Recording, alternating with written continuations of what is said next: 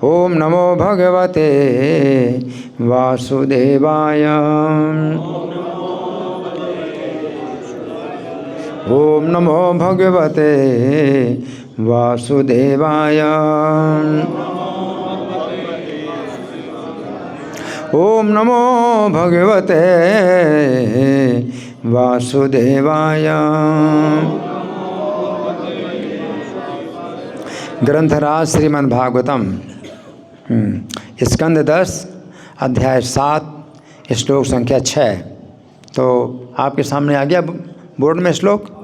अच्छा, मेरे पीछे बोले औत्थानिकोत्सुक्य मना मनस्विनी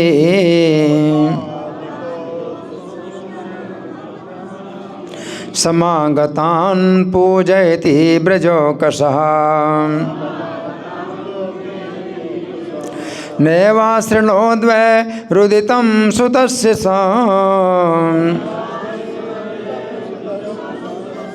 रुदन्स्तनार्थी चरणावदक्षिप। औत्थानिकोत्सुक्य मना मनस्विनी समागतान् पूजयति ब्रजोकसः नैवाशृणोद्वैरुदितं सुतस्य रुदन्स्तनार्थी चरणावदक्षिपत्। बोलिए।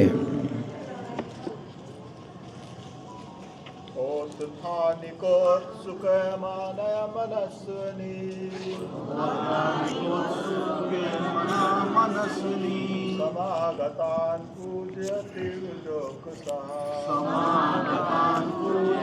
ब्रजोकसः नैवाशृणोद्वैरुदितं सुतस्य रुदन्स्तनार्थी चरणावदक्षिपत्।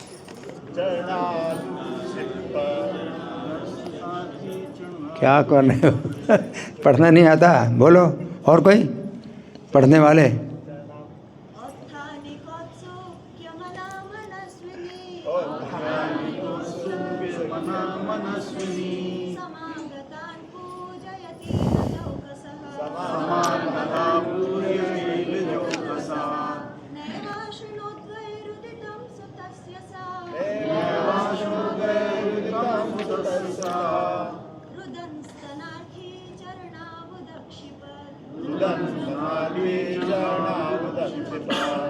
और इधर से कोई भक्तों में औत्थानिकोत्सुक्य मना मनस्विनी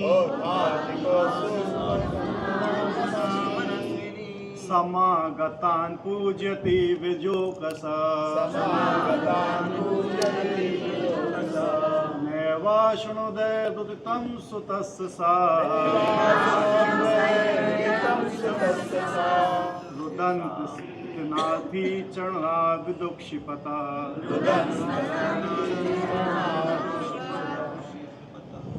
शब्दार्थ बोलिए।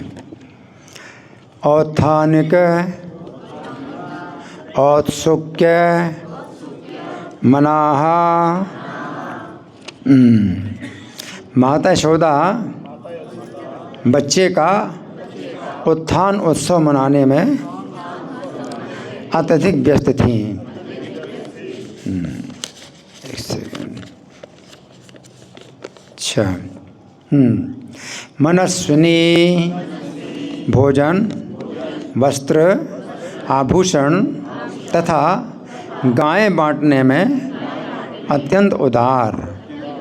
समागतान एकत्र मेहमानों को पूजयति उन्हें तुष्ट करने के लिए ब्रज ओकसः ब्रजवासियों को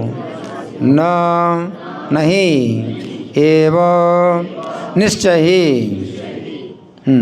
अशृणोत सुना व निस्संदेह रुदितम रोना सुतस्य बच्चे का सा यशोदा रुदन रोना स्तनार्थी स्तन अर्थी भगवान श्री कृष्ण जो माता के स्तन का दूध पीना चाह रहे थे, चरणों उदक छिपत क्रोध के मारे अपने दोनों पांव इधर उधर उछाल रहे थे। गुस्से में भगवान को गुस्सा आ रहा। अच्छा, तो अनुवाद मेरे पीछे बोलिए। उत्थान उत्सव मनाने में मग्न उदार माता यशोदा मेहमानों का स्वागत करने, आदर सहित उनकी पूजा करने तथा उन्हें वस्त्र, गायें, मालाएं और अन्न भेंट करने में अत्यधिक व्यस्त थीं। अतः वे बालक के रोने को नहीं सुन पाईं। उस समय बालक श्री कृष्ण अपनी माता का दूध पीना चाहते थे, अतः क्रोध में आकर वे अपने पांव ऊपर की ओर उछालने लगे। कितना बढ़िया दृश्य है। ये दृश्य आंखों के सामने आ जाता है ना। तो अपना पैर उछाल रहे हैं। उनका कहना क्या है कि तुम मेरा ये जो मना रही हो, मनाओ या ना मनाओ, मुझे स्तन पे लाओ।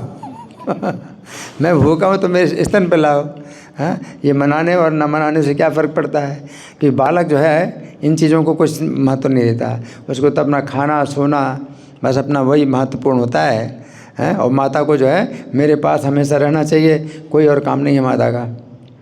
लेकिन भगवान की माता की ये योग्यता है, भगवान की माता की ये योग्यता है क्या कि वो जो है इतनी विनम्र है कि जितनी स्त्रियां हैं जो आई हैं, अतिथि के रूप में आई हैं, उनका स्वागत करे, सत्कार करे, है ना, बड़े प्रेम से उनसे बातचीत करना, है ना। तो ये मतलब भगवान की माता का ये गुण है ना। लेकिन भगवान चूँकि पूर्ण शिशु की लीला कर रहे हैं, एक शिशु की लीला कर रहे हैं, तो वो शिशु की तरह, शिशु जो है कुछ नहीं समझता है कि ये जो उत्सव है ये मनाए या ना मनाए। माता को मेरे पास रहना चाहिए, माता मुझे छोड़ के कैसे चलेगी। और माता रो रही है, नहीं मैं रो रहा हूँ और माता नहीं सुन रही है ना। तो कैसे सुनेगी, तो उछाल दिया पूरा। चलो इस तरह से तो सुनाई पड़ेगा ना तुमको, क्योंकि इतना शोर हो रहा है ना, सब आए हैं, है ना, और मिल रहे हैं, है ना, और बालक का उत्थान उत्सव हो रहा है, तो सब लोग जो है मतलब बातों में लगे हैं, हर्ष मना रहे हैं, है ना। और भगवान रो रहे हैं। भगवान कहते तुम लोग में हर्ष बना रही हो और मैं रो रहा हूँ। हैं तभी तुम्हारा भी हर्ष जो है तुम्हारा मैं भंग कर देता हूँ। तो सबका हर्ष उन्होंने क्या कर दिया, बंद कर दिया। हर्ष मनाने की कोई ज़रूरत नहीं है ना, कि मैं रो रहा हूँ तो तुम लोग हर्ष क्यों मना रही हो। तो इसलिए सब जो है जो सकट है वो तोड़ ताड़ करके रख दिया कि अब मनाओ हर्ष। तो इस तरह से जो है भगवान जो है पैर ऊपर के उछाल रहे हैं। अब हम सुनेंगे तात्पर्य में प्रभुपाद क्या लिखते हैं। शिला प्रभुपाद की जय। भगवान श्री कृष्ण घरेलू छकड़े के नीचे लिटाए गए थे, किंतु यह छकड़ा वास्तव में शकटासुर का अन्य रूप था। यह असुर बालक को मारने के लिए वहाँ आया था, है ना। तो यहाँ प्रभुपाद क्या बता रहे हैं, घरेलू छकड़े के नीचे। घरेलू का मतलब अपने घर का छकड़ा था, अपने घर का छकड़ा। तो पहले जैसे ट्रक में सामान लोड किया जाता है, वो उस समय ये शकट होता था। छकड़ा बोलते हैं, शकट इसका शुद्ध शब्द है, शकट, है ना। तो शकट में इतना ही सामान जैसे ट्रक में भरा जाता है, ऐसे सामान भरा जाता है। बस ट्रक है वो मशीन के द्वारा चलता है और उसको जो है ठेला जाता है, शकट, है ना। तो इतना सामान भरा था और घरेलू शकट है ना। तो अपने घर का शकट है ना। तो प्रभुपाद क्या लिख रहे हैं कि शकटासुर का अन्य रूप था। यह असुर बालक को मारने के लिए वहाँ पर आया था। अब भगवान श्री कृष्ण ने अपनी माता का स्तनपान करने के बहाने इस असुर का वध करने का अवसर प्राप्त किया। तो भगवान की ही योजना थी कि कोई ना सुने और मैं गुस्से से इस शकट को भंग करूं। तो भगवान ने ऐसी स्थिति पैदा की कि माता शायद नहीं सुन पा रही, नहीं सुन पा रही, और वो हर्ष मनाने का जो है अवसर है बालक के उत्थान का। और बालक 3 महीने का हो गया है। इसको जन्म नक्षत्र योग भी कहते हैं। जन्म नक्षत्र योग का मतलब है कि हर 27 दिन में वो नक्षत्र आता है। जिस नक्षत्र में इनका जन्म हुआ था 27 नक्षत्र होते हैं, तो एक एक दिन में बदलते हैं। तो रोहिणी नक्षत्र जो है भगवान का जब जन्म हुआ था तो रोहिणी नक्षत्र, तो अगर उनका जो है तिथि के हिसाब से अगर जन्म मनाया जाएगा तब तो जो है 1 साल लग जाएगा। और माता यशोदा की तो इतनी ज़्यादा मतलब इसमें अपने पुत्र के प्रति उनकी भावना थी, महत्व की भावना थी कि इसलिए हर 27 दिन में नक्षत्र जन्म नक्षत्र का उत्सव मनाती थी। तो तीसरा जन्म नक्षत्र, तो 27 3 बार कितना हुआ? 81 दिन के हैं कृष्ण, 81 दिन के हैं कृष्ण, है ना। तो नक्षत्र योग उत्थान उत्सव भी है, इसमें करवट भी बालक ने बदली तो एक वो भी उत्सव बन गया उत्थान उत्सव है। तो यहाँ पर प्रभुपाद लिख रहे हैं कि छकड़ा वास्तव में शकटासुर का अन्य रूप था। शकटासुर, ये शकटासुर जो है ये नाम प्रभुपाद ने दे दिया इस असुर का। इस असुर का नाम कुछ और है। इस असुर का जो नाम है ये उत्कच नाम का असुर है, जो हिरण्याक्ष का पुत्र है। हिरण्याक्ष का पुत्र उत्कच है ना, और कंस के जो है अनुगत रहता है। कंस के जो है अधीन बहुत से असुर हैं, है ना। तो कंस के अधीन ये भी है, और कंस का भेजा हुआ है ये असुर। और इसका जो शरीर है ये वायुमय है। लोमस ऋषि ने शाप दिया इसको, तो इसका शरीर गिर गया, है ना। तो फिर जब इसने क्षमा मांगी कि मैंने जो अपराध किया आप क्षमा करिए, हैं, और मुझको मेरा शरीर वापस कर दीजिए। तो लोमस ऋषि ने कहा कि ठीक है, तुम्हें जो है भगवान कृष्ण के चरणों की ठोकर जब प्राप्त होगी तो तुम जो है गोलोक धाम चले जाओगे। मतलब देखो ये ऋषि जो है इतने बड़े महात्मा ऋषि जो है, हैं, अगर शाप देते हैं तो उसमें भी हित है, और जब वरदान देते हैं तो कितना बड़ा वरदान देते हैं, है ना। तो ये जो है असुर वास्तव में वायु के रूप में है। तो वायु के रूप में है तो हवा जो है किसी चीज़ में अगर डाली जाती है तो उसी का ही आकार ग्रहण कर लीजिए। अगर मान लीजिए कि एक ऐसा बर्तन है इसमें हवा डालो तो इसी का आकार हो जाएगी, कि हवा का तो कोई आकार होता नहीं, है ना। तो टायर है ना, तो टायर में हवा डाली जाए तो उसी का आकार बन जाता है, हवा का अपना आकार तो नहीं। इस शकट में जो है वो आ गया वायु के रूप में, तो आकार जो है शकट के आकार का हो गया ये। तो इसको प्रभुपाद ने एक नया नाम दिया शकटासुर, जबकि वास्तव में है उत्कच, है ना। तो वायु के रूप में है, तो प्रभुपाद इसको शकटासुर बताते हैं कि शकटासुर का अन्य रूप था और असुर बालक को मारने के लिए वहाँ है। अब वायु के रूप में ये चूँकि हो गया था तो इसलिए अब किसी को मार नहीं सकता, क्योंकि इसका बल प्रयोग जो है अब ये कर नहीं सकता, हवा के रूप में है ना। लेकिन तो भी वो यहाँ पर आया है तो कृष्ण को मारने की कोशिश कर रहा है और छकड़ा गिराने की कोशिश कर रहा है कि कृष्ण के ऊपर मैं छकड़ा गिरा दूँ, तो वो कोशिश कर रहा था। तो ऐसी स्थिति में वो तो वायु के रूप में तो किसी को दिखाई नहीं पड़ रहा, कोई देख नहीं रहा, लेकिन भगवान को तो सब दिखाई पड़ रहा है। भगवान की दृष्टि में कोई भी चीज़ ऐसी नहीं है जो अदृश्य हो, भगवान तो सब कुछ देख रहे हैं। भगवान देख रहे हैं कि शकट के रूप में ये असुर मेरी हत्या करने के प्रयास में है। तो भगवान ने जो है ऐसी योजना बनाई कि रो रहे हैं तो रोने के बहाने, है ना, और कोई नहीं सुनेगा तो पैर उछालेंगे गुस्से में, और इस कारण इस बहाना है इसको मारने का, इस असुर को मारने का। तो यहाँ प्रभुपाद लिख रहे हैं कि अब भगवान श्री कृष्ण ने अपनी माता का स्तनपान करने के बहाने इस असुर का वध करने का अवसर प्राप्त किया। भगवान को अवसर मिल गया। क्या अवसर मिल गया कि पैर उछालेंगे। क्यों उछालेंगे पैर?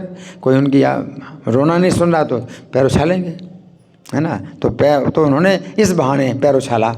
तो पूरी तरह से बालक की चेष्टाएं कर रहे हैं कृष्ण, हैं, पूरी तरह बालक की चेष्टाएं कर रहे हैं, और बालक की चेष्टाओं में ही असुरों का वध करते हैं भगवान, है ना। तो वध करने का अवसर प्राप्त किया। इस तरह उन्होंने शकटासुर को लात मारी जिससे उसका सारा भेद खुल जाए। यद्यपि भगवान श्री कृष्ण की माता मेहमानों के स्वागत में लगी थीं, किंतु भगवान श्री कृष्ण शकटासुर को मारकर उनका ध्यान अपनी ओर आकृष्ट करना चाहते थे। तो यहाँ प्रभुपाद लिखते हैं जिसका उसका सारा भेद खुल जाए, शकटासुर का सारा भेद खुल जाए। लेकिन भेद कहाँ खुलेगा? क्योंकि वायु के रूप में है, तो अब मरेगा भी तो वायु का शरीर छोड़ेगा तो हवा मिल जाएगी, कोई भेद तो नहीं खुलने वाला। लेकिन प्रभुपाद देखें सारा भेद खुल जाए, भगवान ने उसका लात मारी तो सारा भेद क्या खुल जाए? उसको अपने आप ही उसको ही खुले अपना भेद, कि वो सोच रहा है कि मेरा भेद कोई नहीं जानता, तो उसको समझ में आए कि कोई जानता है उसके भेद को, और भगवान उसका ही वध करने के लिए शकटासुर में लात मारी कि सारा भेद खुल जाए। लेकिन ब्रजवासियों के लिए कुछ भी भेद नहीं खुला, किसी को भेद नहीं खुला। एक ही असुर ऐसा है जिसका भेद किसी ब्रजवासी को नहीं खुला, क्योंकि हवा के रूप में आया तो मर भी गया, तो हवा मिल गई तो कहाँ भेद खुलेगा? लेकिन भेद प्रभुपाद ने भेद खुल जाए, उसके लिए भेद खुल जाए कि वो उसने अपना जो बनाया है अपना भेद, कि कोई ना भेद जान पाए, तो एक कृष्ण समझ लेगा कि एक कृष्ण है जो भेद जानते हैं, और भेद खोल दिया उन्होंने, तो सारा भेद खुल जाए। यद्यपि भगवान श्री कृष्ण की माता मेहमानों के स्वागत में लगी थीं, किंतु भगवान श्री कृष्ण शकटासुर को मारकर उनका ध्यान अपनी ओर आकृष्ट करना चाहते थे। तो दोनों काम एक साथ हो जाएंगे, माता का ध्यान भी आकृष्ट हो जाए। माता को पता होना चाहिए कि मैं भूखा हूँ, मुझे स्तन पीना है, तो माता क्या कर रही है? बहुत बड़ा अन्याय कर रही माता। माता मेरे साथ बहुत अन्याय कर रही है ना, तो इसलिए गुस्सा भी दिखाना है अपना, इसलिए कुछ तोड़ फोड़ भी करना है। तो तोड़ फोड़ भी करें और साथ साथ उस असुर का भी वध करें। तो सब बर्तन भांडे टूटे हैं कि सब मिट्टी के बर्तन हैं, मिट्टी के बर्तन तो टूटेंगे ही और सब गोरस भी फैलेगा, लेकिन उसका भी जो है क्या हो जाएगा? वध हो जाएगा, शकटासुर का भी वध हो जाएगा, है ना। तो अपना गुस्सा भी दिखा रहे हैं और साथ साथ असुर का भी वध कर रहे हैं। तो इस असुर का जो है किसी को ही पता नहीं चला। बाकी तो सबका शरीर मिला, पूतना का कितना बड़ा शरीर था, और सब बहुत भयभीत हो गए, कितनी बड़ी जो है डायन थी, बच्चे को मारने के लिए आई थी, इसके बारे में किसी को भेद नहीं खुला, है ना। तो फिर आगे भगवान श्री कृष्ण की लीलाएं ऐसी ही हैं। भगवान श्री कृष्ण अपनी माता का ध्यान आकृष्ट करना चाह रहे थे, किंतु ऐसा करते समय उन्होंने ऐसा उत्पात खड़ा कर दिया जिसे सामान्य लोग समझ नहीं सकते हैं। ऐसा उत्पात, बहुत बड़ा उत्पात है। क्या? इतना बड़ा जो है ट्रक की तरह जो है लोड उसमें रखा हुआ है, और सब कैसे भड़ भड़ भड़ भड़ भड़ करके गिरे, और सब गोरस दूध दही मक्खन जो भी था सब जो है नष्ट हो गया। तो अपना गुस्सा भी दिखा रहे हैं भगवान, है ना। तो यहाँ उत्पात खड़ा कर दिया ध्यान आकृष्ट करने के लिए कि माता तुम मेरे रोने को तुम नहीं देख, तुम्हारा ध्यान नहीं है मेरे रोने की तरफ, तो अब तो ध्यान जाएगा ना कि मैं रो रहा हूँ। तो ये जो है भगवान का, हाँ, ये जो है भगवान की ऐसी चाल होती है ना। तो जैसे सामान्य लोग समझ नहीं सकते हैं, कोई समझ नहीं सकता कि शकट जो है खड़ा हुआ कैसे पलट गया, कैसे पलट गया। किसी भी कारण से नहीं पलट सकता, चाहे हवा आए, चाहे पानी बरसे, तूफान हो, कुछ नहीं, किसी कारण से भी पलट नहीं सकता, है ना। शकट कैसे पलट गया। आगे ये कथाएं अद्भुत एवं आनंद देने वाली हैं, और जो भाग्यशाली हैं वे श्री भगवान की इन असाधारण लीलाओं को सुनकर आश्चर्यचकित रह जाते हैं, है ना। तो ये जो है आनंददायक, ये लीलाएं क्या हैं? आनंददायक हैं, है ना। आगे यद्यपि कम बुद्धि वाले लोग इन्हें मिथ्या कथाएं मानते हैं, है ना, क्योंकि उनकी बुद्धि में भूसा भरा रहता है। प्रभुपाद बताते हैं उनकी बुद्धि में भूसा भरा हुआ है ना। तो फिर ब्रज में आए और भूसा जो है उनका गाय खाएंगी तो फिर दिमाग ठीक होगा। तो यहाँ पर ब्रज में गऊओं की सेवा करें, भूसा खिलाएं उनको, तो दिमाग का भूसा जो है जब गाय खाएगी तो दिमाग साफ होगा, तब ये लीलाएं समझ में आएंगी। जिससे गौ सेवा करो भाई, हैं। ब्रजवासियों की सेवा करो, दिमाग का भूसा जो है जब समाप्त हो जाए, ख़त्म हो जाए, तो तुम्हें ये लीलाएँ समझ में आएंगी। प्रभुपाद जी बड़ा अच्छा शब्द प्रयोग करते हैं, उनके दिमाग में भूसा भरा हुआ है।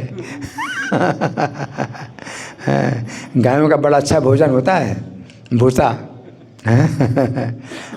आगे, किंतु ये कथाएँ वास्तविक हैं, ये कथाएँ वास्तविक हैं, है ना।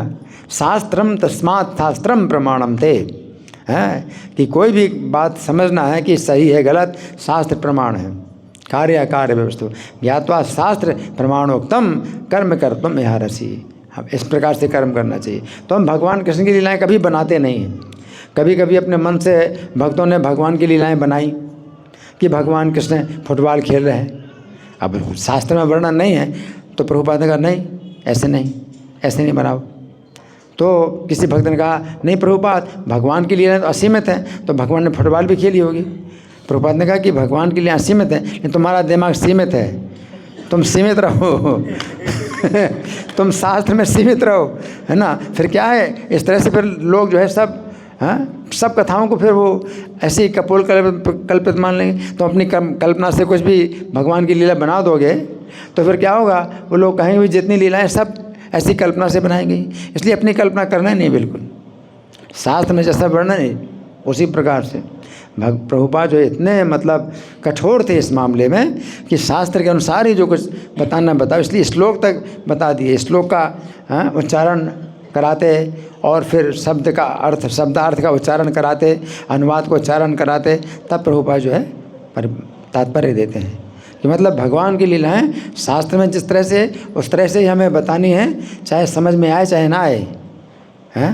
लेकिन आपको शास्त्र के में ही सीमित रहना है, ताकि कोई फिर आगे चलकर कह नहीं सके कि आपने अपने मन से कुछ की लीलाएं बताई नहीं, तो फिर बाकी सब लीलाएं ऐसे ही अपने मन से बनाई गई, है ना। तो कभी भी भगवान की लीला अपने मन से नहीं बताना, कोई भी लीला, है ना, शास्त्र से वर्णित। तो ऐसे होता तो ऐसे ही है, जो कथा वाचक होते हैं तो वो पढ़ते ही नहीं हैं, शास्त्र पढ़ते ही नहीं हैं, और वो जो है अपनी अपनी बातें बनाते रहते हैं और उसमें कुछ और जोड़ते रहते, कुछ और नमक मिर्च लगाते रहते हैं, श्रोताओं को जो है मनोरंजन करते हैं। लेकिन उससे फिर होता क्या है, फिर शास्त्र का जो है फिर महात्म्य घट जाता है, और अपने मन से कुछ भी जोड़ना।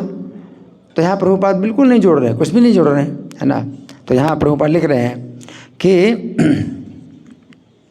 ये कथाएं ये वास्तविक हैं, ये कथाएं इतनी रोचक तथा प्रमुद्ध करने वाली हैं कि महाराज परीक्षित तथा श्रील सुखदेव गोस्वामी को इनमें आनंद आया, और उनके चरणों में चलने वाले अन्य मुक्त पुरुष भी श्री भगवान के अद्भुत लीलाओं को सुनकर अत्यंत हर्षित होते हैं। हरि बोल। तो ये जो है बहुत हर्ष की बात है ना। अब हम इसका जो हिंदी पद्यानुवाद है वो मैं पढ़ के सुनाऊंगा आपको, तो आप सुनिए। तनिक देर में श्याम सुंदर ने जब अपना नेत्र खोला, है तो माता को जो है मतलब माता सुला करके चली गई थी अपने पुत्र को, और जब सुला कर चली गई मतलब पूरी तरह से बालक सो गया है, तब माता उठी, नहीं तो बालक जो है माता को जाने नहीं देता, है ना। तो तब माता उठी। लेकिन तनिक देर में श्याम सुंदर ने जब अपना नेत्र खोला, मैया के स्तनपान को रुदन वहाँ आरंभ किया, मैया के स्तनपान के लिए रुदन वहाँ आरंभ किया।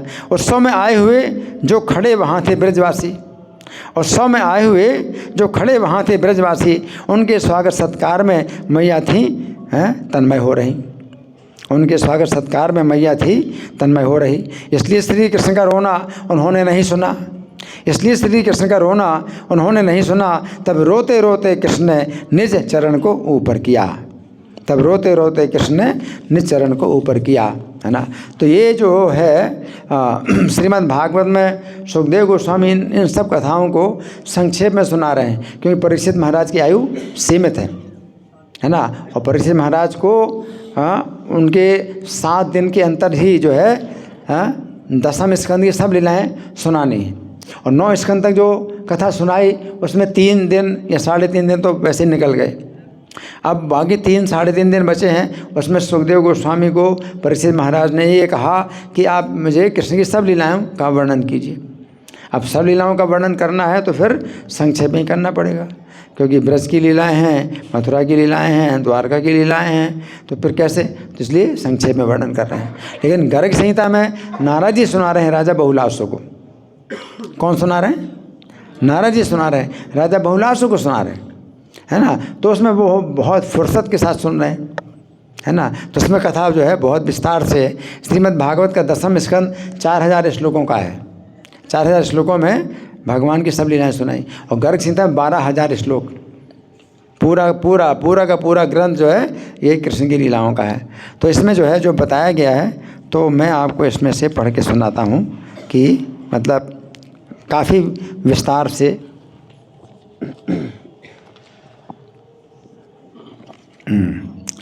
अथ कृष्णम पातयितुम दैत्यस्तत्र समध्यतः। उस समय कृष्ण को गिराने के लिए, है ना, या कृष्ण के ऊपर सकट गिराने के लिए दैत्य वहाँ पर जो है तैयार हो गया। समध्यत्य, तो ये दैत्य है, ये है दैत्य है, राक्षस नहीं है। राक्षस दैत्य में अंतर है। कभी कभी हम लोग राक्षस दैत्य को एक ही मान लेते हैं। रावण राक्षस है, रावण राक्षस है, और हिरण्याक्ष हिरण्यकशिपु राक्षस नहीं है, दैत्य हैं। दैत्य ये शब्द कैसे बना है? दिति के वंश से। कश्यप की एक पत्नी दिति है, हाँ, तो उससे के वंश में उसके पुत्र या उनके पुत्रों के पुत्र और उनके पुत्रों, वो सब दैत्य कहलाते हैं। ये दैत्य वंश हैं, ये दिति से प्रारंभ हुआ। और राक्षस वंश ये ब्रह्मा जी से प्रारंभ हुआ। राक्षस और यक्ष, यक्ष और राक्षस जो है ये ब्रह्मा जी से प्रारंभ हुए। सबसे पहले राक्षस थे हेति और प्रहेति, ब्रह्मा जी की जंघा से उत्पन्न हुए। फिर उनसे और आगे वो राक्षस वंश अलग है ना। तो यहाँ पर दैत्य है, राक्षस नहीं है। इसलिए अनुवाद में तो लिखा है कि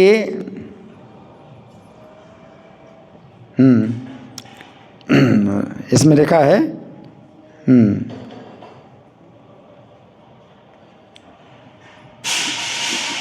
अच्छा ये क्षमा करिए, यहाँ पर जो है ये गोलोक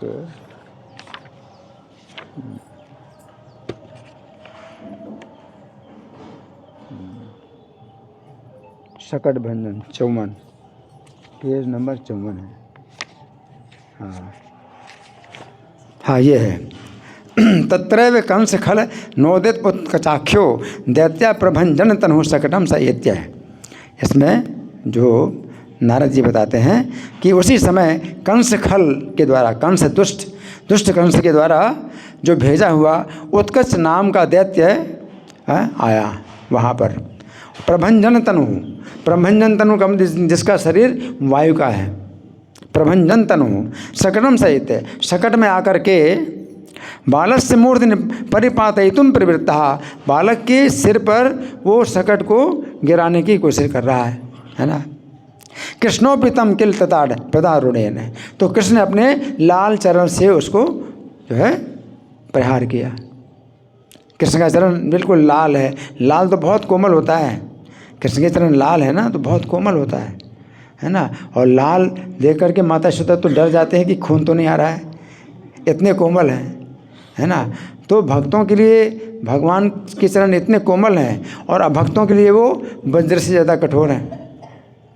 भगवान के चरण जो है कमल से ज़्यादा कोमल हैं भक्तों के लिए, और अभक्तों के लिए वो वज्र से ज़्यादा कठोर हैं। तो भगवान ने जब पैर उछाला तो वो कमल से भी ज़्यादा कोमल जो चरण था वो वज्र से ज़्यादा कठोर हो गया। ऐसे किया तो एकदम से पूरा पलट गया। तो क्या हुआ कि पदारोणे ने अपने लाल चरण से उन्होंने तताट यानी प्रहार किया। चूर्णे गते थे सकटे पतिते जदैत्य, तो सकट चूर्ण हो गया। क्या हो गया? पूरा सकट चूर्ण हो गया। जितने भी भांड थे दही और उसके गोरस के, वो सब चूर्ण हो गया है। पतिते जदैत्य, और दैत्य उसमें पतित हो गया। त्यक्त्वा प्रभंजन तनुम विमलो बभूव, तो उसने फिर अपना वायुमय शरीर छोड़ दिया, उसका छूट गया वायुमय शरीर, है ना। तो फिर क्या हुआ? विमलो निर्मल हो गया, वो निर्मल हो गया। नत्वा हरिम सत हे न रथे न युक्तो, तो भगवान को उसने नमस्कार किया। अब उसको जो शरीर हो गया, अब तो दिव्य आध्यात्मिक शरीर हो गया। तो जब वायु में शरीर नहीं दिखाई पड़ता तो आध्यात्मिक शरीर तो और मुश्किल है देखना। तो आध्यात्मिक शरीर उसका तो पूर्ण तरह से आध्यात्मिक शरीर हो गया उसका। तो उसने भगवान को नमस्कार किया, लेकिन तो भगवान ही देखते हैं और कोई नहीं देख रहा, कोई ब्रजवासी नहीं देख रहे हैं, है ना। नत्वा हरिम सतहे न रथे न युक्तो, और 100 घोड़ों से युक्त रथ आ गया। तो वही गोलोक धाम से रथ आया तो वो किसको दिखाई पड़ेगा? वहाँ पर आया 100 घोड़ों से युक्त रथ आया और उसमें बैठ करके गोलोक धाम निज लोक मलम जगह में, भगवान के अपने निजी लोक में है वो जो है गोलोक धाम में चला गया, है ना। तो भगवान से को नमस्कार किया, स्तुति भी की होगी, प्रणाम भी किया होगा, है ना। कोई नहीं देख सकता उसको, और भगवान के धाम चला गया। नंदादयो ब्रजना ब्रज गोपिकाश्चा सर्वे समेत युगपत पृथुकां तदाहु। तो नंद आदि जितने भी ब्रजवासी थे और ब्रज की गोपियाँ थीं, सब इकट्ठे हो गए और सब जो है उस समय बालकों से पूछने लगे, ऐसे स्वयं च पतितः शकटा कथम ही। तो ये स्वयं अपने आप में कैसे गिर गया शकट, हैं कथम पतितः जानीते हे ब्रजसुता, हे ब्रज बालको तुम अगर जानते हो तो बताओ। सुखदा सयूजम, अगर तुम लोग जानते हो तो। बच्चे तो देख रहे थे, बाकी बड़े लोग कोई नहीं देख रहे थे, बच्चे तो देख रहे थे कृष्ण का खेल। कृष्ण रो रहे हैं वो देख रहे हैं, और कृष्ण ने पैर मारा, वो देखो पैर मारते ही वो उछला शकट और चूर्ण हो गया। तो बच्चे तो देख रहे थे, है ना। और ये बच्चे जो है कृष्ण से बड़ी उम्र के थे, 3 महीने के हैं, कृष्ण तो 3 महीने के हैं। और ये बच्चे जो है 3 साल के, कम से कम 3 साल के तो रहे होंगे, जो बोलना भी आता है जिनको, है ना। तो ये जो है बाला ऊँचू बच्चों ने कहा, प्रेंखेस्थोयम शिपन पादो, ये जो बालक है श्याम सुंदर, ये जो है पालने में लेटा हुआ था, पालना रखा था शकट के नीचे, तो और ज़्यादा सुरक्षा मान करके कि शकट के नीचे है बहुत सुरक्षित है ना। जैसे छत के नीचे है ना, तो आप बैठे हुए तो ज़्यादा सुरक्षित है।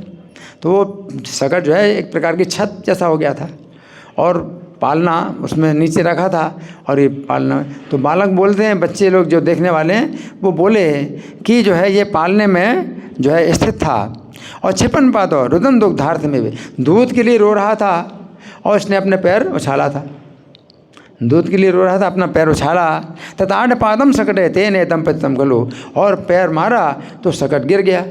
तो उसमें क्या दिक्कत है समझने में, कि बच्चों को अनुभव नहीं है, बच्चों के पास बुद्धि नहीं है तो समझ गए, और जिनके पास बुद्धि है वो समझ नहीं सकते।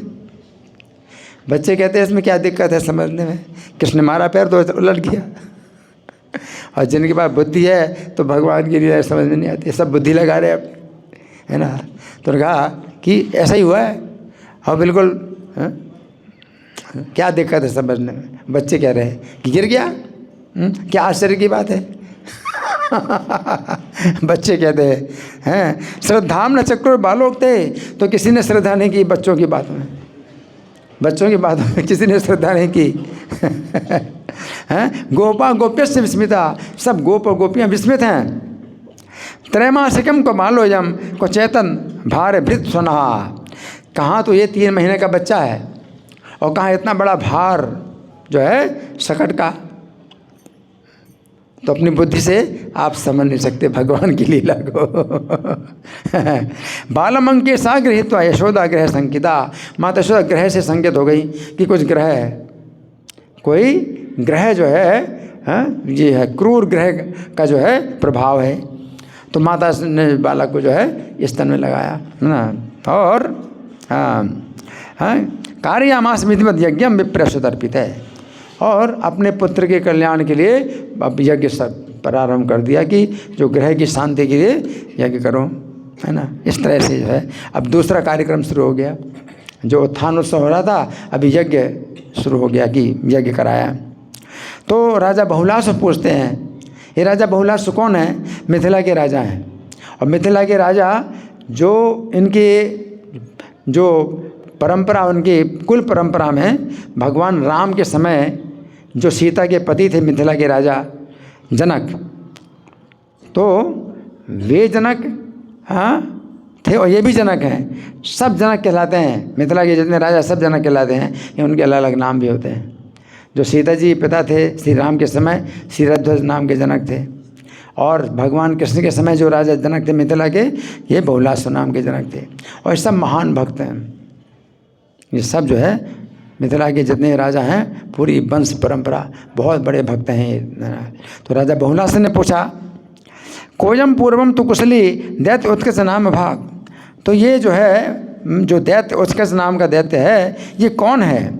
अहो कृष्ण पदस्य प्रसाद गतो मोक्षम महामुनि। तो हे महामुनि, हे नारद जी, ये बताइए कि जो है ये जो है, ये तो कितने हर्ष की बात है कि कृष्ण के चरण के स्पर्श से ये जो है गोलोकधाम चला गया, है ना।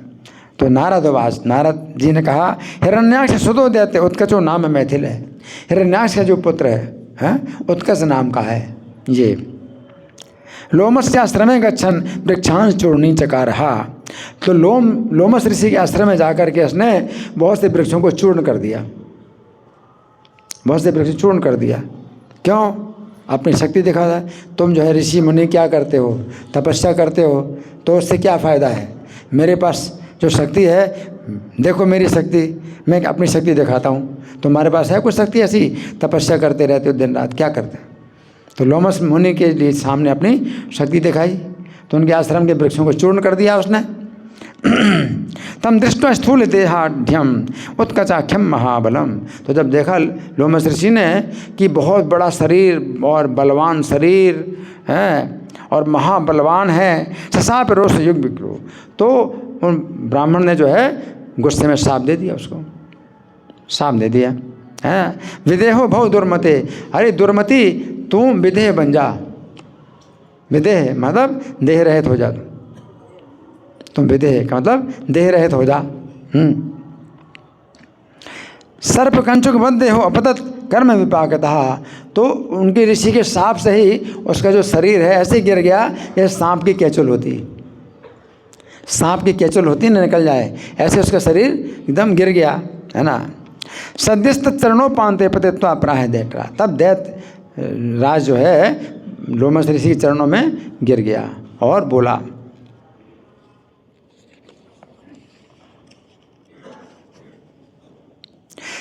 हे मुने, हे कृपा सिंधु कृपाम कुरु ममोपरि। हे मुनि, हे कृपा सिंधु मेरे ऊपर कृपा कीजिए। ते प्रभावम न जानामि। आपके प्रभाव को मैं नहीं जानता। देहम में देहि हे प्रभु। देहम में देहि, देह मुझे दे दीजिए। हे प्रभु मुझे देह दे दीजिए। अब मैं क्या हो गया हूँ? विदेह हो गया, है ना। तो नारद जी कहते हैं, तदा प्रसन्न समुनि दृष्टम नय शतम विधे। तो मुनि जो है प्रसन्न हो गए, मुनि प्रसन्न हो गए। और ये लोमस मुनि ऐसे हैं कि दृष्टम नय शतम मतलब 100 ब्रह्मा उनके सामने बीत चुके हैं। ब्रह्मा जी की आयु कितनी बड़ी होती है, हैं? ब्रह्मा जी की आयु जो है कितनी बड़ी होती है? 31 नील 10 खरब 40 अरब वर्ष। 31 नील 10 खरब 40 अरब वर्ष ब्रह्मा जी की आयु होती है, और इनके सामने 100 ब्रह्मा बीत चुके हैं। लोमस ऋषि, ऐसे लोमस ऋषि हैं, प्रसन्न हो गए। तो जब प्रसन्न हो गए, सताम रोषो भी वर दो वरो मोक्षार्था। तो जो ऐसे जो महान संत होते हैं उनके रोष से भी जो कल्याण होता है, तो फिर वरदान से उनको क्या कितना कल्याण नहीं हुआ, तो वरदान दे दिया, तो वरदान दे दिया। वाद देहस्तु ते भूयात व्यतीते चाक्षुषांतरे। तुम्हारा जो है पूरे चक्षुष मनमंत्र तक ये तुम्हारा ये शरीर ऐसे ही रहेगा।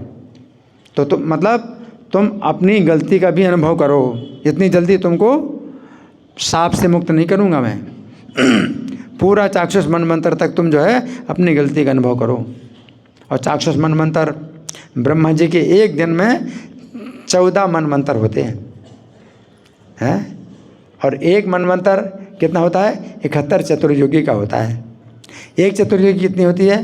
43,20,000 साल की। तो 43,20,000 साल में 71 से गुणा करो तो करीब 30 करोड़ साल होता है। तो 30 करोड़ साल चाक्षुष मनमंत्र के तुमको इसी प्रकार रहना होगा। रहो। इसका मतलब क्या है, कोई अपराध अक्षम्य होता है, क्षमा नहीं किया जाता, फिर भी क्षमा किया, उसको वर दिया, लेकिन साप भी जो है तुम्हें भोगना है। और पूरा चाक्षुष मनमंत्र, चाक्षुष मनमंत्र छठा मनमंत्र है, और व्यवस्थित मनमंत्र जो चल रहा है 7वां मनमंत्र है।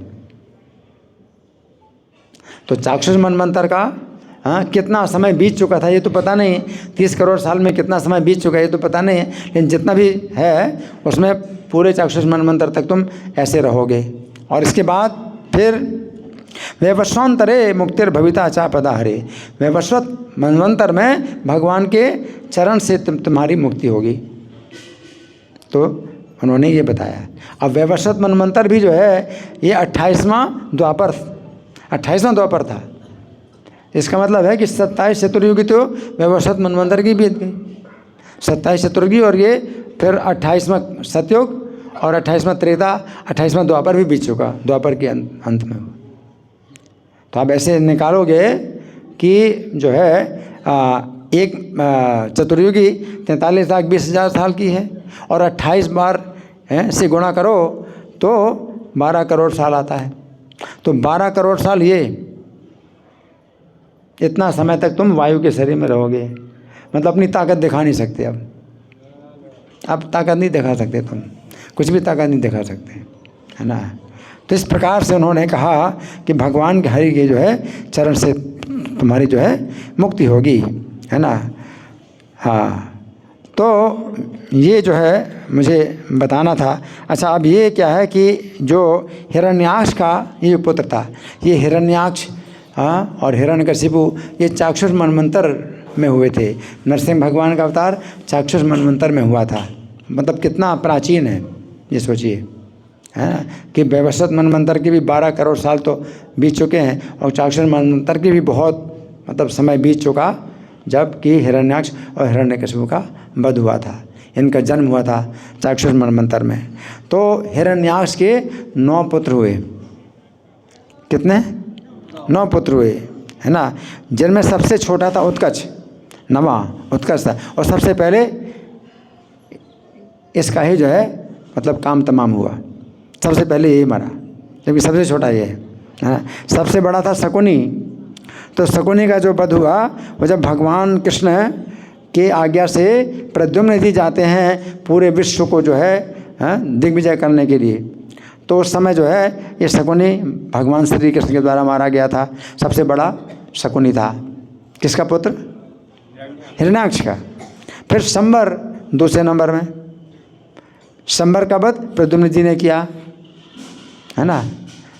तो प्रद्युम्न जी जब 10 दिन के अंदर थे तो शकुनी शंबर जो है उनको हरण करके ले गया था। तो प्रद्युम्न जी ने फिर इसका वध किया था शंबर का, है ना। तो ये भी बाद में ही शकुनी का भी मतलब इस उत्कच के बाद में ही सबका वध हुआ है। क्यों? उत्कच तो जो है भगवान कृष्ण अभी कितने हैं? 3 महीने के तब, है ना। और शकुनी का वध हुआ भगवान के द्वारका लीला में, और शंबर का वध भी भगवान के द्वारका लीला में ही रुक्मिणी से प्रद्युम्न पैदा हुए। और हृष्ट नाम का जो तीसरा पुत्र था, इसका वध हुआ भगवान कृष्ण के एक पुत्र थे वृक नाम के, मित्रविंदा के पुत्र थे वृक, उनके द्वारा वध हुआ। वो भी उसी विश्वजित यज्ञ में उसका। भूत संतावन चौथा था। तो भगवान कृष्ण के एक संग्रामजित नाम के पुत्र थे भद्रा पत्नी से जिनका जन्म हुआ। तो भूत संतावन का भी वध हुआ उसी समय, जो शकुनी और ये हृष्ट भूत संतावन ये सब। फिर 5वां था वृक नाम का, ये भाई मतलब हिरण्याक्ष का पुत्र वृक नाम का। तो अनुरुद्ध जी के द्वारा इसका वध हुआ उसी समय विश्वजित यज्ञ में। फिर कालनाभ 6वां था। तो इसका जो है सांबा के द्वारा वध हुआ, जामवती के जो पुत्र थे कृष्ण के पुत्र सांबा। फिर 7वां था महानाभ, हिरण्याक्ष का 7वां पुत्र महानाभ। तो भगवान कृष्ण के दीप्तिमान नाम के पुत्र के द्वारा उसका वध हुआ। हरिश्मश्रु 8वां था, हरिश्मश्रु। तो श्री कृष्ण के पुत्र भानु के द्वारा इसका वध हुआ। और 9वां पुत्र था उत्कच, जो श्री कृष्ण के पैर की जरा से आघात से ही उसका जो है हो गया, उसका उद्धार हो गया। है ना। तो इस तरह से हमने कुछ सुना ये लीला। हाँ, लेकिन इस लीला में क्या है कि ब्रजवासियों को कुछ नहीं दिखाई पड़ा, मतलब कोई कौन मरा कौन जिया, बस इतनी दिखाई दिया कि इतना जो है हो गया और बालक की रक्षा हो गई। तो इतना भी नुकसान हो, जितना भी नुकसान हो, करोड़ों का नुकसान हो, बालक की रक्षा हो जाए तो वो जो है इसी को ही मतलब बहुत बड़ी रक्षा मानते हैं कि बहुत बड़ी रक्षा हुई, चाहे जितना भी नुकसान हो जाए। तो ये लोग ऐसा सोचते हैं। अब देखिए, जो नलकूबर मणिग्रीव जो कि वृक्ष बन गए थे नारद जी के शाप से, तो जब कृष्ण 3 साल, हाँ 3 साल के हैं, 3 साल 4 महीने के करीब या 3 साल 2 महीने के करीब थे, है ना। तो उस समय जब कृष्ण ने वृक्षों को उखाड़ा था तो उसमें से जो 2 पुरुष निकले थे चमचमाते शरीर वाले, जो देवता थे। तो बच्चों ने देखा इनको, तो बच्चों ने बताया कि कृष्ण जब कृष्ण निकल गए वृक्षों के बीच से तो ये पेड़ उखड़ गए और इन पेड़ों से 2 चमचमाते पुरुष निकले, बड़े चमचमाते पुरुष थे। उन्होंने कृष्ण को नमस्कार किया, स्तुति की, प्रणाम किया, परिक्रमा की, उत्तर दिशा की ओर चले गए। तो उन्होंने कुछ भी नहीं माना, ब्रजवासियों ने कुछ नहीं माना कि क्या ये सब बोल रहे हैं। पहली बात ही गलत है क्या कि कृष्ण पेड़ के नीचे निकल गए तो उखल फंस गया और पेड़ गिर गए, पहली बात ही गलत। तो दूसरी तीसरी बात सब जो है उन्होंने कहा कि ये सब गलत है। लेकिन फिर भी वो दिखाई तो पड़े। लेकिन यहाँ जो बच्चे देख रहे हैं उनको नहीं दिखाई पड़ा। वो उत्कर्ष नाम का असुर की वो उसने भी भगवान को प्रणाम किया, स्तुति की, नमस्कार किया और विमान भी नहीं देख पाए, जो रथ आया था उसको भी नहीं देख पाए, है ना, क्योंकि वो आध्यात्मिक, पूर्ण आध्यात्मिक शरीर है ना, और रथ भी पूरी तरह से आध्यात्मिक। लेकिन ये देवताओं का जो है जो था दिव्य, तो वो जो है तो बच्चे लोग देख पाए, है ना। तो ये कुछ अंतर है कि बच्चों ने जब ये देखा, लेकिन यहाँ पर किसी ने भी उस रथ को नहीं देख पाया, ना उस असुर को देख पाया, है ना। तो ये अंतर है ना। तो हमने कुछ चर्चा की। अब आप लोगों की ओर से कोई प्रश्न है, कोई चर्चा है, कोई मंथन, कोई विचार, कोई प्रश्न, या मैं प्रश्न करूं? हाँ माता जी, चारुस्मिता माता जी।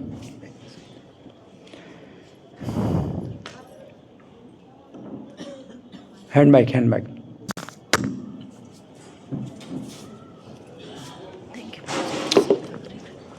हरे कृष्ण प्रभु जी, आपने कहा कि उत्कच को हवा का शरीर मिला, लेकिन कृष्ण भगवान के समय उसने अपना बल प्रयोग करना चाहा, तो क्या इतने समय भी वो बल प्रयोग कर पाता था? हाँ, इनका अच्छा प्रश्न है कि वो बल प्रयोग करना चाहा उसने।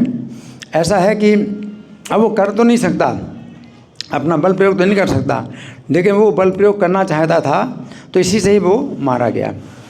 क्योंकि असुर लोग जो है कितना भी बल प्रयोग करें कृष्ण को नष्ट नहीं कर सकते, है ना, लेकिन वो नष्ट हो जाते हैं।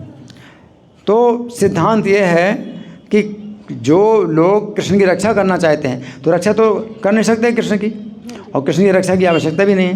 ये रक्षा करना चाहते हैं तो उनकी रक्षा होती है।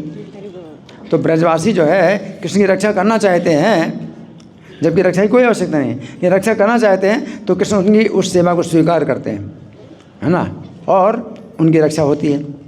जो असुर कृष्ण को नष्ट करना चाहते हैं तो नष्ट तो कर नहीं सकते, चाहे बल बिल्कुल ना हो जाए, लेकिन रक्षा नष्ट करने की जो भावना है उसी से वो नष्ट हो जाते हैं।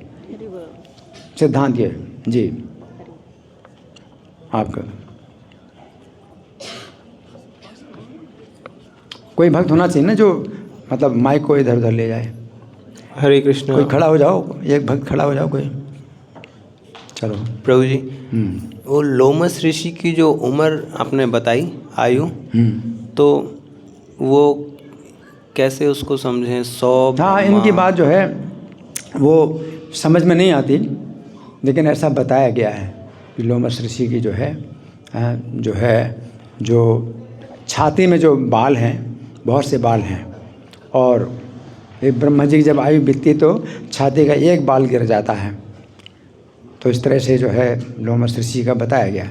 लेकिन वैसे तो समझना मुश्किल है, क्योंकि ब्रह्मा जी की जब आयु बीतती है तो इस ब्रह्मांड के जितने तत्व उनका भी प्रलय हो जाता है।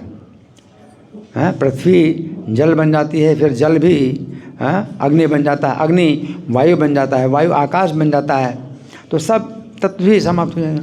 तो लोमस ऋषि का जो शरीर है फिर कैसा है, वो भौतिक शरीर नहीं है, वो है, तो इस बात को समझना बहुत मुश्किल है। फिर यही है लोमस ऋषि आध्यात्मिक शरीर वाले, उनका शरीर आध्यात्मिक है। ऐसे बगदाल मुनि का भी बताया गया, बगदाल मुनि के सामने भी 20 ब्रह्मा बीत चुके। तो ये सब जो है, क्योंकि पृथ्वी नहीं रहती, जल भी नहीं रहता, ये सब ब्रह्मांड जो खाली हो जाते हैं, है ना। तो जैसे ध्रुवलोक है, ध्रुवलोक का कहा गया कि प्रलय के समय वो भी नष्ट नहीं होता ध्रुवलोक, तो ब्रह्मांड सब खाली हो जाते हैं, और खाली ब्रह्मांड फिर महाविष्णु के श्वास के द्वारा उनके शरीर में जाते हैं, उनके शरीर के रोमकूप में निवास करते हैं। तो अब वो जो है ब्रह्मांड सब खाली ब्रह्मांड जो है उनके उसके अंदर महाविष्णु की श्वास के द्वारा अंदर चले जाते हैं। जब श्वास बाहर निकलते हैं तो खाली ब्रह्मांड सब निकलते हैं, और उसके बाद फिर महाविष्णु के ही एक विस्तार गर्भोदकशाही विष्णु हैं, वो फिर हर ब्रह्मांड में प्रवेश करते हैं, और फिर उनके शरीर से पानी निकलता है, तो वो आधा ब्रह्मांड भर जाता है, उसी में गर्भोदकशाही विष्णु निवास करते हैं, फिर उनसे ब्रह्मा जी उत्पन्न होते हैं। लेकिन ब्रह्मांड सब खाली हो जाते हैं, लेकिन खाली ब्रह्मांड में भी भगवान की लीला हो सकती है, और लोमस ऋषि जैसे जीवित रहें, और जो ध्रुवलोक है वो भी जो है बना रहे, तो ये जो है भगवान की लीला ही समझ लो। ठीक है, ये लोमस ऋषि वही है क्या जो काकभूषणी जी के साथ में वो? लोमस ऋषि का जो नाम है वो अन्यत्र, काकभूषण का तो क्या है कि जो कौवा है ना, कौवा, तो कौवा है, तो इनकी अलग ही कथा रामचरितमानस में आती है ना। तो इनका नाम जो है, इसमें जो जगन्नाथ जी की जो कथा है उसमें भुसुंडी नाम से आता है, भुसुंडी कौवा। तो भुसुंडी कौवा वहाँ रहते हैं। फिर उन्होंने राजा इंद्रद्युम्न की बात बताई कि राजा इंद्रद्युम्न ही जो है आगे चल करके, नहीं, राजा इंद्रद्युम्न जो थे, हाँ, तो राजा इंद्रद्युम्न जो थे वही फिर आगे चल करके दूसरे रूप में आए, है ना। तो वो इस तरह से बताया गया, तो वो समझना पड़ेगा। एक कौवा, उनकी भी आयु बहुत लंबी है, काकभूषण की आयु भी बहुत लंबी है। उन्होंने कहा कि इस कौवे के रूप में मैं अब शरीर नहीं छोड़ रहा हूँ, और 84 लाख योनियों में करते करते कौवा का शरीर अंतिम शरीर है मुझे, अब इसी शरीर में मैं रहता हूँ। राम कथा का जो है मैं मतलब विशेष कथा सुनाता हूँ, और उस राम कथा के सुनाने से कलयुग का प्रवेश नहीं होता उस स्थान में। तो ये सब वो, उनकी भी आयु बहुत लंबी है। ठीक है जी। हरे कृष्णा, दंडवत प्रणाम महाराज। महाराज, मेरा प्रश्न ये है कि जैसे पुतना को कपटी कहा जाता है, मतलब कपटता का प्रतीक है, तो उसी प्रकार ये जो शकटासुर है ये किनके प्रतीक है? देखिए, वो तो अलग चीज़ है कि प्रतीक हम कहते हैं, लेकिन वास्तव में तो जो असुर लोग होते हैं तो वो मतलब भगवान को नष्ट करना चाहते हैं, तो उनका जो है कभी छल से या कपट से, झूठ से, और या अपने बल प्रयोग से, हैं, तो वो अपना प्रयोग करते हैं हर प्रकार के। तो कहीं कपट होता है, कहीं कपट नहीं होता। आकासुर में भी कपट था, वो इस तरह से मतलब वो तैयार हो गया था, तो उसकी जीभ दिखाई पड़ रही थी जैसे कि सड़क हो, और जो उसका मुंह इतना खोला हुआ था, तो उसका जो ऊपर का तालू है वो दिखाई पड़ रहा था, लाल लाल बादल जैसे आकाश हैं। तो ऐसे जो कृष्ण के सखा हैं उसके मुंह में चले गए। तो उसने इतना बड़ा मुंह खोला था कि लोग सोच रहे थे भाई ये भी व्रत की कोई शोभा है, मतलब हिले डोले नहीं, इतना बड़ा। तो हर लोग सोचते हैं भाई ये भी व्रत की कोई शोभा है और उसका आनंद लें। तो सब बालक चले गए। तो उसके अंदर भी कपट था, तो कपट से, और पूतना में भी कपट था, है ना, उसमें भी कपट था। लेकिन वो मारने की कई प्रकार की चालें होती हैं असुरों की, लेकिन जब चूँकि मारने की कोई भी चाल चले हैं, लेकिन वो स्वयं ही नष्ट होंगे क्योंकि कृष्ण को नष्ट करना चाहते हैं। किसी भी चाल से कृष्ण को जो नष्ट करना चाहते हैं तो वो नष्ट होते हैं। और जो अपनी शक्ति से कृष्ण की रक्षा करना चाहते हैं। तो गर्ग जी ने जो है कृष्ण के नामकरण के समय कृष्ण का तत्व नहीं बताया नंद को, यशोदा को, कि तत्व इनका जो है क्या है, ये तो परम तत्व है, ये तो जो है परमेश्वर हैं, ये नहीं बताया हैं। हे नंद, ये तुम्हारा पुत्र है, क्योंकि उनके पुत्र भाव को पोषण करना चाहते हैं गर्ग जी।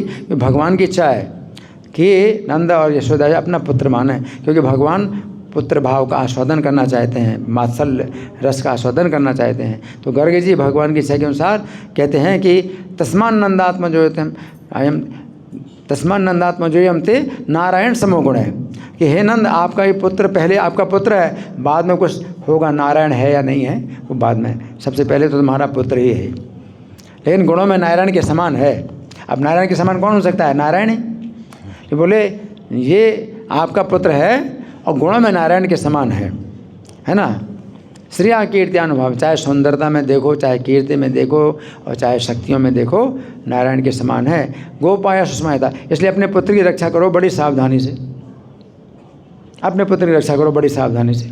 गर्ग जी ऐसे बोले, अब पुत्र की रक्षा करो, रक्षा की क्या आवश्यकता है, लेकिन रक्षा करो तो वो जो है, जो चिंता होती है नंद को, यशोदा को, ब्रजवासियों को, कृष्ण की रक्षा कैसे होगी, तो एक अलग ही सुख होता है, एक अलग ही सुख होता है, और उससे उनकी रक्षा भी होती है, उनकी अनायास ही रक्षा होती है ना।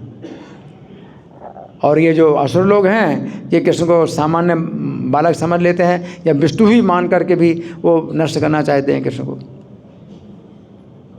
कृष्ण को नष्ट करना चाहते हैं। कंस जो है जानता था कि वो विष्णु ही, विष्णु ने मुझे मारा था जब मैं पिछले जीवन में काल ने असुर था, है ना, और अब जो है फिर से विष्णु मुझे मारने आ रहे हैं।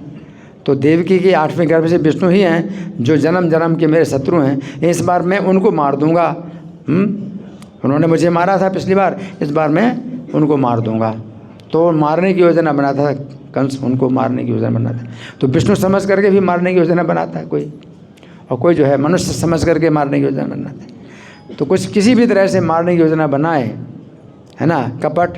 अब कंस के अंदर भी बड़ा कपट था, हाँ, कि मामा जी बुला रहे हैं, बड़े आदरपूर्वक कृष्ण बलराम को मामा जी बुला रहे हैं धनुष यज्ञ देखने के लिए, और क्या कपट चाल कि कोबलियापीठ हाथी को रास्ते में खड़ा कर दिया, द्वार पर अंदर घुसेंगे तो मार डाले, कृष्ण बलराम को मार डाले, है ना। महावत को भी सिखा दिया हाथी को इस प्रकार से हाँको कि कृष्ण बलराम को मार डाले। तो कपट चाल, तो ये सब कपट चाल तो कंस की शास्त्रों में ये सब छल कपट होते हैं। ठीक है जी, हाँ जी।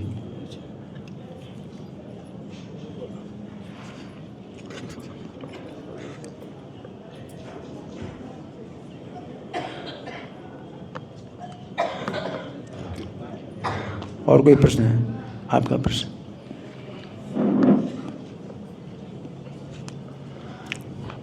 हरे कृष्णा महाराज, धन्यवाद प्रणाम महाराज। दैत्य और राक्षस में आपने भेद स्पष्ट नहीं किया, थोड़ा स्पष्ट करें। हाँ, तो थोड़ा बता दूं फिर से। दैत्य जो है ये छठे मनवंतर में, देखिए ब्रह्मा जी के जो है दिल में जो 14 मनवंतर होते हैं, छठे मनवंतर में कश्यप मुनि से जो है दिति के द्वारा ये जो सबसे पहले दैत्य हुए वो हिरण्याक्ष और हिरण्यकशिपु हुए। दैत्य का मतलब है दिति के संबंधित, दिति से संबंधित। ये सब दैत्य बनता है इस तरह से, जैसे कि मान लीजिए दशरथ के कोई पुत्र हैं तो वो दासरथी कहलाते हैं, है ना। उसी प्रकार से यदु के पुत्र या यदु के वंश में सब यादव कहलाते हैं, है ना। रघु के वंश में सब राघव कहलाते हैं, मधु के वंश में सब माधव कहलाते हैं, है ना। पांडु के पुत्र हैं तो पांचों पांडव कहलाते हैं, कुंती के 3 पुत्र तो 3 कौन्तेय कहलाते हैं। तो इस तरह से शब्द बनते हैं, है ना। तो इन शब्द का और कोई मतलब नहीं होता, दैत्य का कोई अर्थ नहीं होता, दिति के संबंध में ही जो है जो दैत्य का अर्थ निकलता है ना। तो ये दैत्य जो है आदि दैत्य, सबसे पहले दैत्य हुए दिति के पुत्र हिरण्याक्ष और हिरण्यकशिपु। फिर हिरण्यकशिपु जितने पुत्र हैं वो सब दैत्य कहलाए, और हिरण्यकशिपु पुत्र जितने हैं वो भी दैत्य कहलाए। और दैत्य वंश भी बहुत विस्तृत है, श्रीमद् भागवत 6 स्कंद में दैत्य का वंश का बहुत विस्तार से वर्णन है। तो सब ये दैत्य कहलाए। दानव शब्द बना है, एक कश्यप मुनि की पत्नी थी दनु, दनु से दानव बने। तो दानव भी भगवान के विरोधी थे, लेकिन दैत्य और दानव सब असुर हैं। असुर का मतलब है जो भगवान के विरोधी हैं, है ना, ब्राह्मणों के, देवताओं के, शास्त्रों के विरोधी हैं, वो सब असुर कहलाते हैं। हाँ, तो असुर हैं, दैत्य भी असुर है, दानव भी असुर हैं, राक्षस भी असुर है। तो असुर तो सब हैं, परंतु रावण को आप जो है दैत्य नहीं कह सकते, असुर तो है। और हिरण्याक्ष हिरण्यकशिप को आप राक्षस नहीं कह सकते, वो दैत्य हैं। हाँ? राक्षस वंश जो है ये ब्रह्मा जी से जंघाओं से, उनकी जंघा से उत्पन्न हुए। और ये लोग जो है क्या कर रहे थे, ब्रह्मा जी को ही खाने के लिए दौड़े, है ना। तो ब्रह्मा जी कहते हैं कि तुम लोग जो है मेरी संतान हो, मुझे ही खाना चाहते हो। तो उनमें से जिन्होंने कहा भक्ष भक्ष, यानी इनको खा लो खा लो, तो वो यक्ष कहलाए। और जिन्होंने कहा माँ रक्ष, इनकी रक्षा ना करो, इनकी रक्षा ना करो, वो राक्षस कहलाए। यक्ष और राक्षस का ये जो वंश है ये ब्रह्मा जी से निकला है। ठीक है प्रभु जी, हरि बोल, धन्यवाद। ग्रंथराज श्रीमद् भागवतम की जय, श्रील प्रभुपाद की जय। हरे कृष्णा।